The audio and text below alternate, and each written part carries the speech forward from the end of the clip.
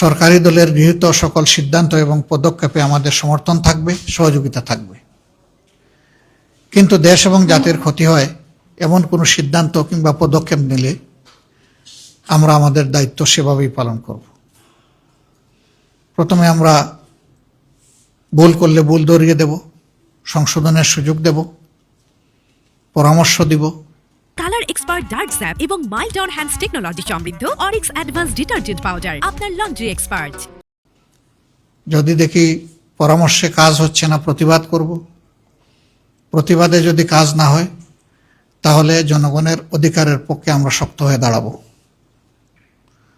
তা আমরা চাই যে প্রথমটাই কাজ হোক, দ্বিতীয় তৃতীয়টার চতুর্থটার কোনো প্রয়োগের প্রয়োজন যেন না হয়। এটা সম্পূর্ণভাবে নির্ভর করবে সরকারের সদিচ্ছার উপর।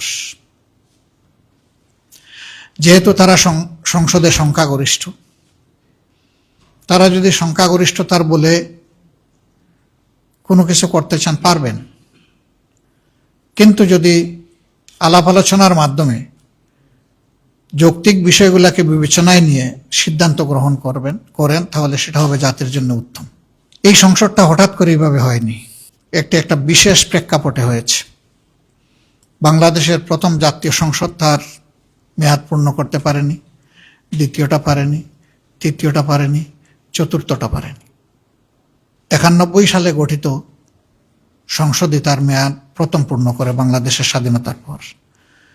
96 সালে দ্বিতীয় সুযোগ, 2001 সালে তৃতীয় সুযোগ এবং 2008 সালে যেটা হয়েছিল সেটাও পূর্ণ মেয়াদ পূর্ণ করেছিল। বাকি যেগুলা হয়েছে সেগুলাকে জনগণ হিসাবে দেখে না, মানে না।